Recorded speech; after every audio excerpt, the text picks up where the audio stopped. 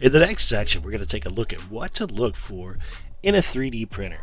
There are several 3D printers out there on the market right now, and I'm not going to recommend specific brands, but what I am going to recommend are some specific items to look for when finding a 3D printer.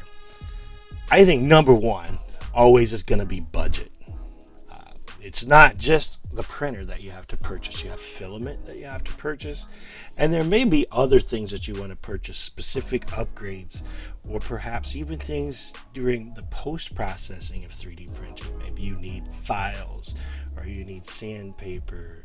There's all kinds of other things you could want.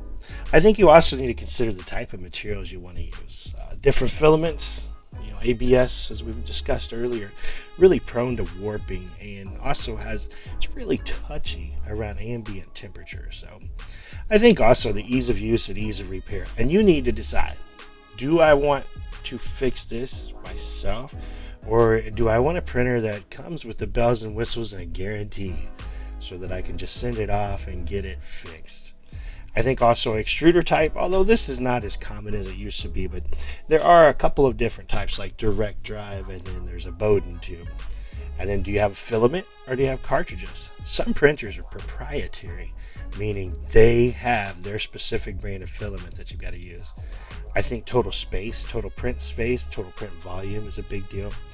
Airflow and temperature control is huge. I think one that gets underrated is the heated bed. The heated bed, although you really shouldn't have to need that, I still think it helps. Having that heated bed, the only filament that you're going to be using without a heated bed is PLA. And even then, it's very touchy as to whether or not that's going to work. The removable build plates are kind of nice, but not necessary. And then the big question, how are you going to get that first layer to stick?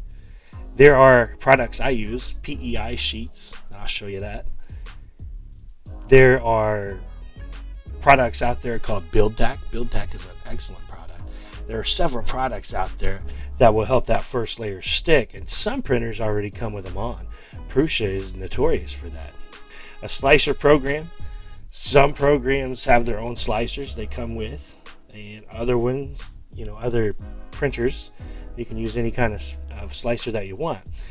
Cura is a universally known slicer. S3D is also a universally known slicer that costs money. The speed of the printer, and also you want to include heat up times on that, because one of the biggest wait times of the printer itself is just getting the thing up to temperature.